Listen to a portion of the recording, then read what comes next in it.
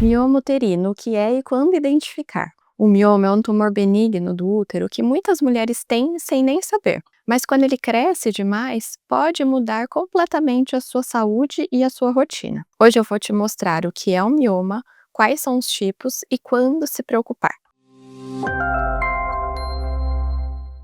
Oi meninas, tudo bem? Eu sou a Camila Bonaccordi, médica ginecologista aqui em São Paulo, capital. Para agendar uma consulta online ou presencial, é só ler o QR Code que está aqui ao lado ou clicar no link na descrição do vídeo. Este é o primeiro vídeo da série completa que estou fazendo aqui no meu canal sobre os miomas uterinos. Então aproveite para curtir o vídeo, se inscrever no canal e encaminhar esse conteúdo para suas amigas. Mas afinal, o que são os miomas uterinos? Eles são benignos ou malignos? Os miomas são nódulos benignos formados pelo crescimento das células musculares do útero. O seu crescimento está associado ao estímulo hormonal e a fatores de crescimento locais. Sendo assim, são mais frequentes nas mulheres durante a sua fase de vida reprodutiva, tendendo a reduzir de tamanho após a menopausa, já que nessa fase a produção dos hormônios femininos cessa. Eles são muito comuns e a sua incidência é bem variável na literatura médica, entre 20 até 80% das mulheres em alguns estudos.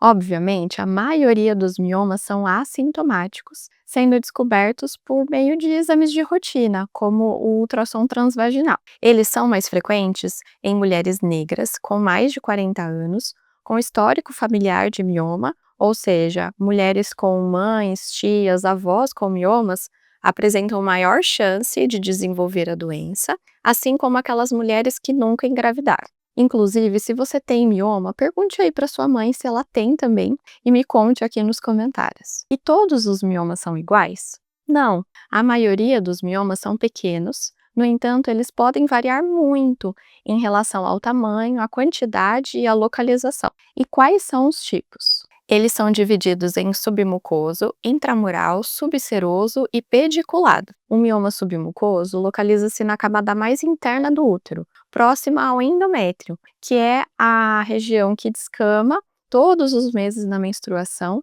e também onde o bebê se desenvolve durante a gestação. Sendo assim, por estarem na cavidade endometrial, costumam provocar sintomas precoces, como o aumento do sangramento menstrual e a dificuldade para engravidar. O mioma intramural é o mais comum, justamente por estar na camada muscular do útero, onde a célula responsável pela formação do mioma se multiplica. Já o mioma subseroso está localizado na camada externa do útero, na serosa uterina. E o pediculado é um tipo de mioma subseroso que está ligado ao útero apenas por um pedículo. Vale ressaltar aqui, meninas, que essa classificação dos miomas serve para nós médicos termos uma ideia do que esperar dos sintomas e também para o planejamento de tratamento, a depender da localização e do tamanho. No entanto, nem sempre o corpo respeita exatamente esses limites, e principalmente nos casos dos miomas grandes, maiores que 4 centímetros, observamos que eles podem estar no meio do caminho, por exemplo, sendo parte